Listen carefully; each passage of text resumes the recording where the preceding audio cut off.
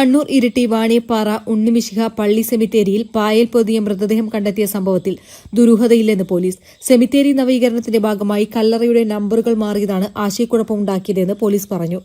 2006-ലും 2015-ലും കല്ലറയിൽ മൃതദേഹങ്ങൾ സംസ്കരിച്ചിരുന്നു. ഇതിൽ 2015-ൽ പായയോടെയാണ് മൃതദേഹം സംസ്കരിച്ചത്. ഇതിന്റെ ഫോട്ടോഗ്രാഫ് പോലീസിന് ലഭിച്ചിട്ടുണ്ട്. പോസ്റ്റ്മോർട്ടം കഴിഞ്ഞ മൃതദേഹമാണ് പായയിൽ പൊതിഞ്ഞ് സംസ്കരിച്ചിരുന്നത്. വാണിയപ്പാറ ഉണ്ണിമിശിഹ പള്ളിയുടെ സെമിത്തേരിയിലെ കല്ലറ തുറന്നപ്പോഴാണ് മൃതദേഹത്തിന് സമാനമായ വസ്തു കണ്ടെത്തിയത്.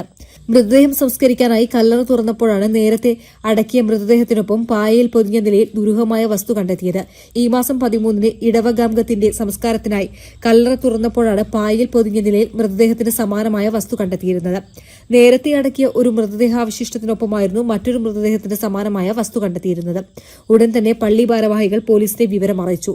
ക്രിസ്തീയ ആചാരപ്രകാരം പായയിൽ പൊതിഞ്ഞ് മൃതദേഹം അടക്കാറില്ലെന്നും അന്വേഷണത്തിലൂടെ ദുരൂഹത നീക്കാനാണ് പോലീസിൽ പരാതി നൽകിയിരുന്നെന്നും പള്ളി വികാരി ഫാദർ ജിൽബർട്ട് കൊന്നയിൽ പറഞ്ഞു. പ്രദേശവാസിയായ ജിൽസ് ഉണ്ണിവാക്കലിന്റെ ഫേസ്ബുക്ക് പോസ്റ്റിലൂടെയാണ് സംഭവം പുറം ലോകമറിഞ്ഞത്. പള്ളിയിലെ മരണ രജിസ്റ്ററുകൾ പരിശോധിച്ച് കല്ലറയിൽ അടക്കിയത് ആരൊക്കെയെന്നുള്ള വിവരങ്ങൾ ശേഖരിക്കുകയും ചെയ്തിരുന്നു. News desk media vision.